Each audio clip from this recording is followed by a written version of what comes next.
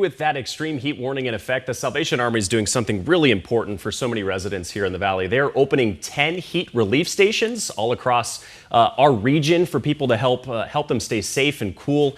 Joining us live in the studio this morning, Captain Ryan Burchell with more. We appreciate you being here, Ryan.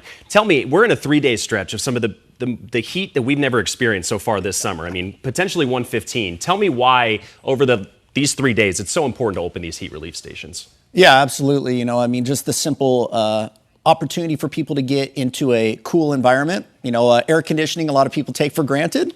And so we say, hey, sometimes the least we can do is offer a nice cold bottle of water and a shaded place to rest. Yeah. Who can go? Anyone. Okay. Anyone is welcome. A lot of our sites also are set up for pets. So you can go to salvationarmyphoenix.org. You can find those locations. But yeah, we are feeling the heat as well. Of course. Yeah.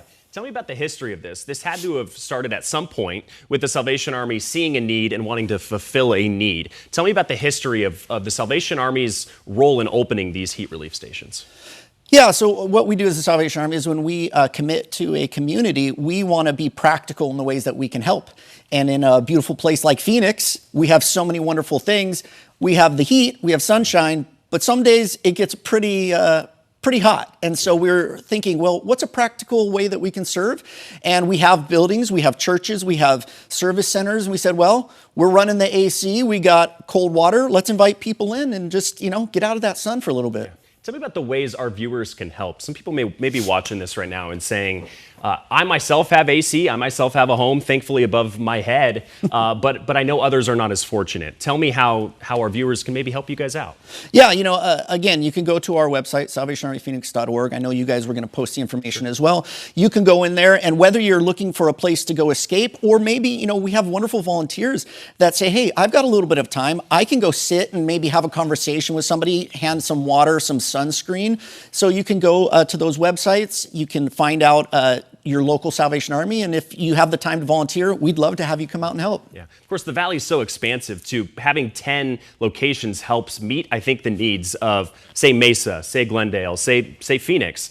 Tell me how you guys worked through laying out all of these so that they're in a region that's accessible for folks.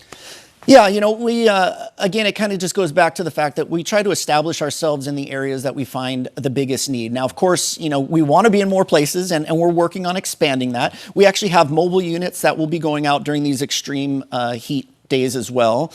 So, we try to coordinate with the county and find out, where are those biggest needs. And we try to be available the best we can. Your help in allowing us to share this information helps, because then people can get there and cool off a little bit. Yeah. And again, I just want to reiterate the threshold for these to open is what?